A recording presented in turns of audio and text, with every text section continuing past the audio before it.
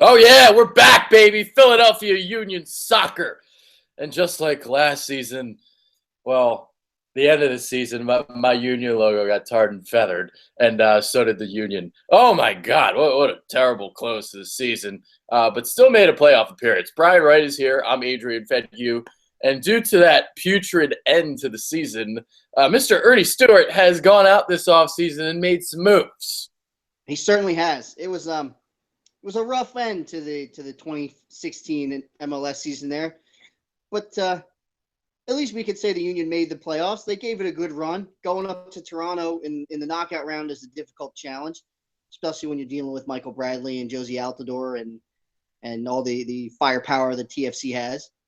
And they did make it to the MLS Cup final. They lost to Seattle, but they did make it. So Ernie Stewart flexed his soccer-esque Moneyball muscles here and got us a whole stable of new players to take into 2017. So it's going to be a good year, I think.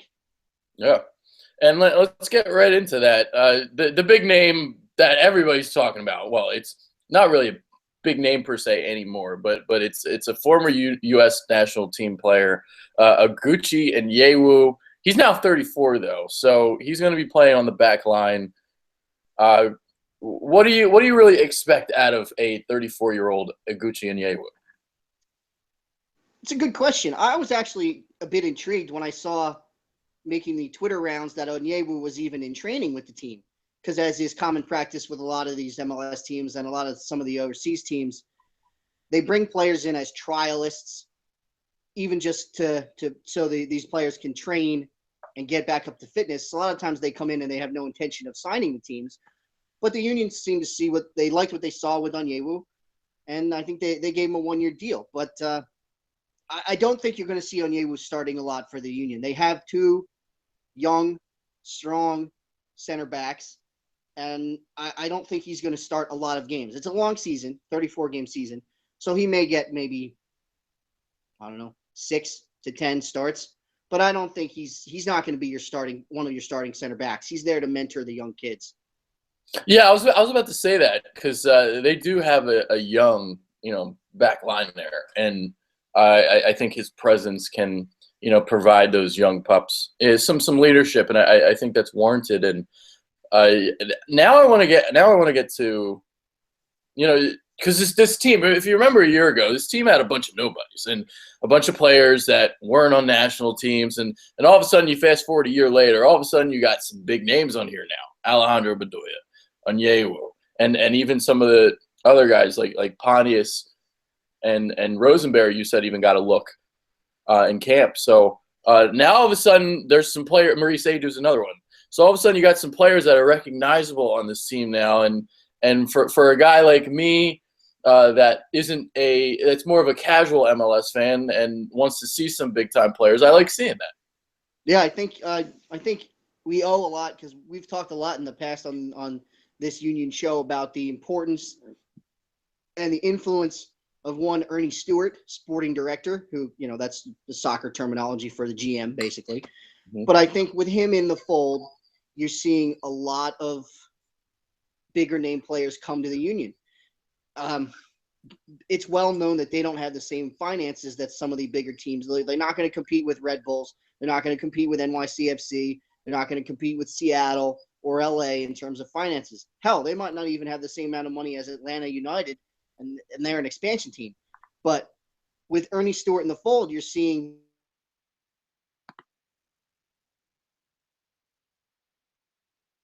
and that's netting the Union some big players. There were rumblings last year and the season before that the Union had wanted Alejandro Bedoya, and they were trying to get him to come over from Nantes in Ligue 1 in France. But they couldn't pull it off, whether the deal fell through or they couldn't agree on a transfer fee. It didn't happen. But I think last year, with Ernie Stewart in the mix there, they were able to pull that off. And you're seeing, you've got a lot of talent on this team now, and I think they're ready to surprise some people. If we could even say they might surprise some people, they've got talent now. Yeah. All right, so let's talk about some of these other names that they brought in. I'm going to try to say this guy's name. An attacking midfielder. So play a little second division Bundesliga. Harris Madunjanin, an attacking midfielder.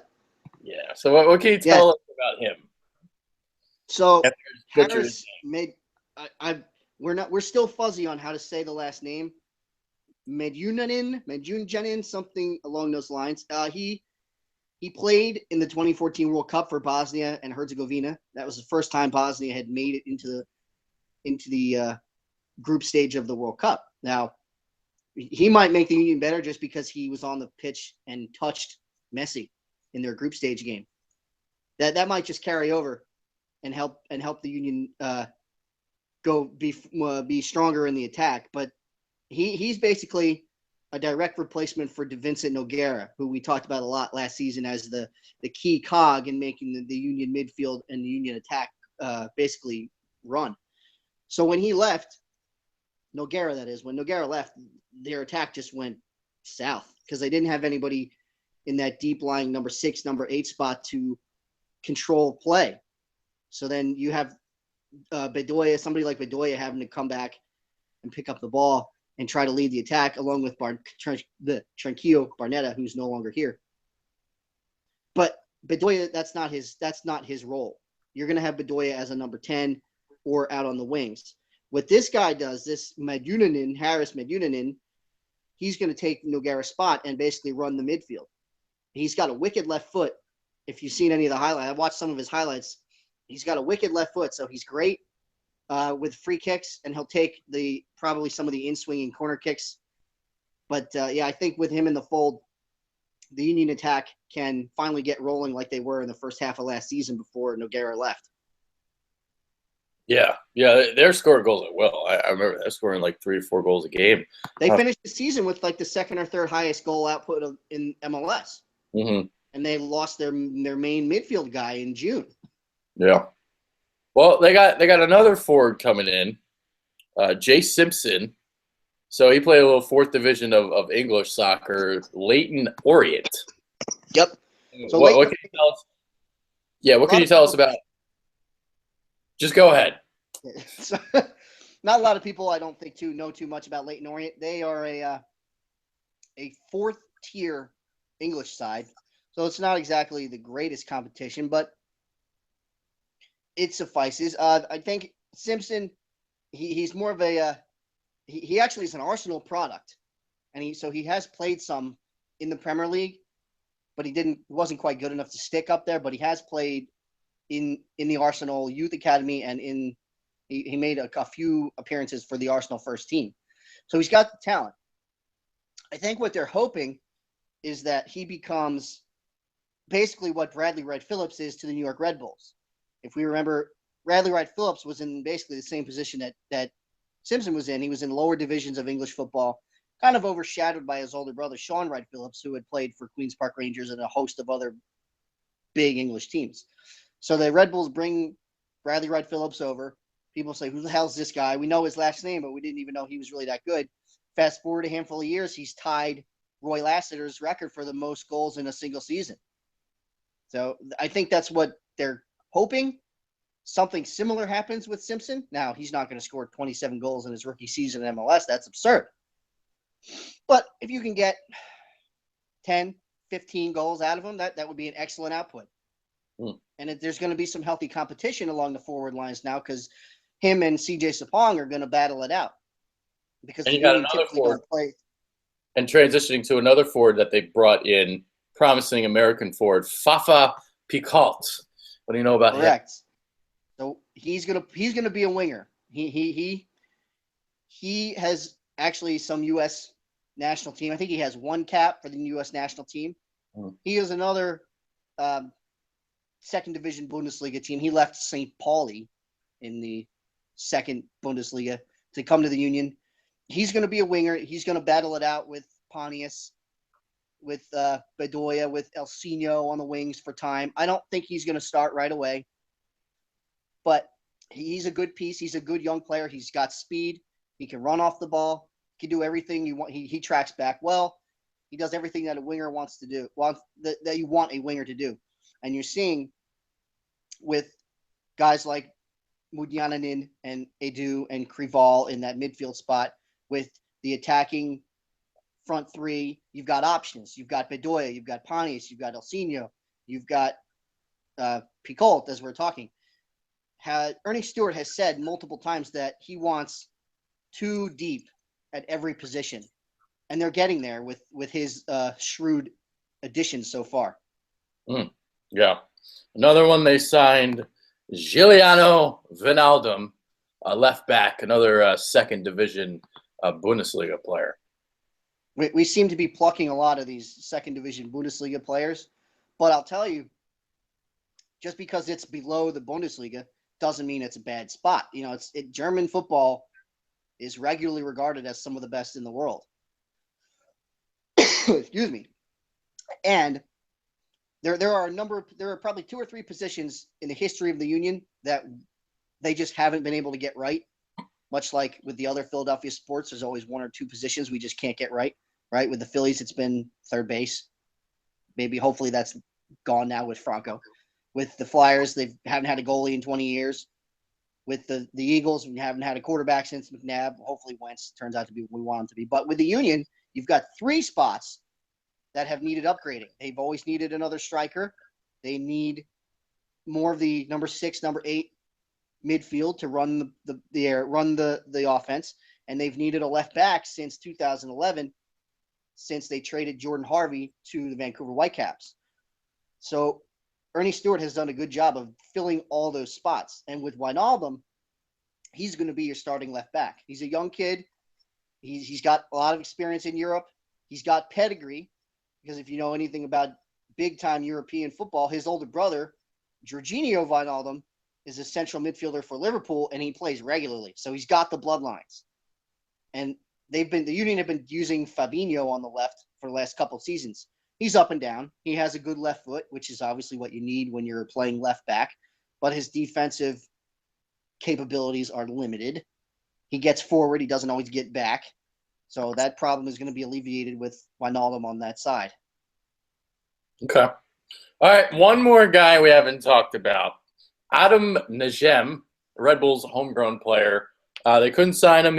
We talked about it before the show. He played for Akron. Akron, a college powerhouse. They've won 4 college cups. So Adam Najem, what can you tell us about? There's a chance he's the most interesting of the players the Union have brought in. They haven't officially signed him yet. He's been in training with them. I think he's in the Union are in Clearwater right now for preseason. He's down with them. I believe he was a draft pick of the New York Red Bulls coming out of Akron, and the Red Bulls were unable to sign him, so they traded his rights to the Union. It's a good young kid. He's got a lot of poise. He's got excellent feet. He knows, he's good. He's good at set pieces, but I don't think we know a ton about him, so that's why I would call him a wild card. But if they can get if they like what they see, I think you're going to see him signed, and he'll fill a spot in the attacking midfield. Okay. All right. So here's I want to move on to this. All right. So they made all these moves.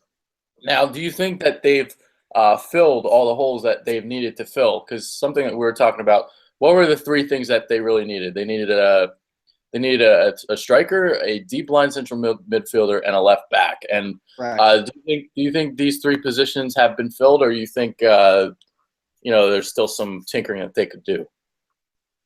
I think they're pretty much done with their offseason moves. I think Ernie Stewart's done a lot of business in the last week to 2 weeks. Yeah.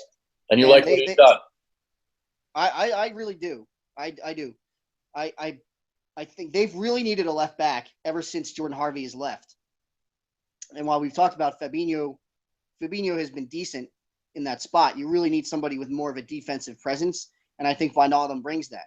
And he's a young kid, so he'll be able to grow along with the rest of the guys on the back line. We haven't talked about them because they're returning players, but if you look across that back line, including the goalkeeper, they're young. You've got Wijnaldum, you've got Josh Yarrow and Richie Marquez who are going to play center back, and you've got Keegan Rosenberry who probably should have won Rookie of the Year at right back, and you have goalkeeper of the year, Andre Blake, in net. That's a lot of youth, but they're going to grow together, and I think you could see them develop into one of the strongest units in MLS. Yeah, and the big thing here for this offseason, because Ernie Stewart is known to make, all these moves to little or no expense, and that's kind of what happened here. He's gotten a lot of bargains, and he's had this strong track record of finding these players, on the European player market. So it'll be really interesting because this Union team a year ago, we talked about this. Like there were no stars in this team. I wasn't intrigued. I was like, I don't really want to watch this team. Like I was just a casual fan. I was like, I'd tune in sometimes. But once they got Alejandro Bedoya, that hooked me in as a casual fan. And now to see them sign more players, and it seems to be, like Onyewu, no, he's not going to play a lot, but he's still a name. He's still somebody that captures my attention. I'm like, oh, they signed Onyewu. That's pretty cool. So it seems like he's bringing in not only the casual fans like myself, but the hardcore fans are trusting more in the process as well. Absolutely. I think Onyewu actually mentioned trust the process in his introductory press conference. But You're talking about basically Ernie Stewart going Moneyball essentially to get the Union into a competitive place where they need to be. And that's true because most of these guys were on free transfers. So they're spending money to sign them, but they're not paying a transfer fee.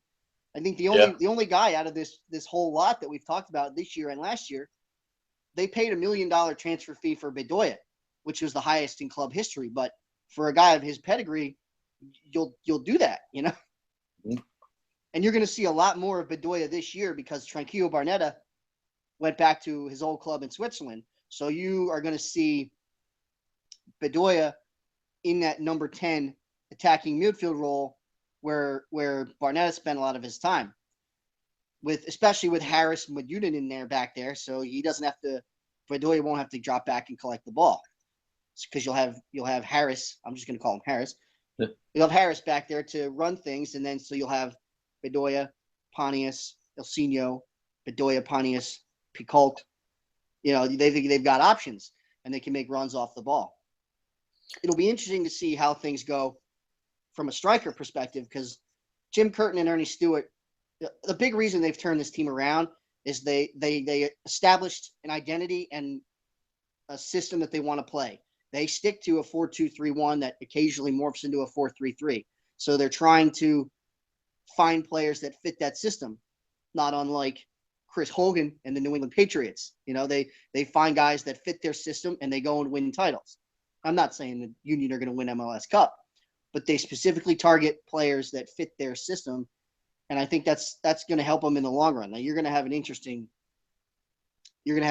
battle for that lone striker spot because now you have Jay Simpson and CJ Sapong. And CJ Sapong's an MLS vet, so I think hopefully he won't feel threatened by bringing in of another striker. And you've got Charlie Davies coming off the bench, so you have 3 deep at the striker spot, where most of the other positions are 2 deep. So they're in good shape. Yeah, Charlie Davies, that was another name, big. Another U.S. national team. Charlie. Yeah. So it's, but Bedoya gives this team credibility. I think that's what it Yes, again. Does. Casual fan and for even the hardcore one, because for the casual fan now, like which Union jersey were you gonna buy before Bedoya was here? Who were you gonna buy? Were you really gonna buy any of them? I sure as hell wouldn't, but I would buy a Bedoya one.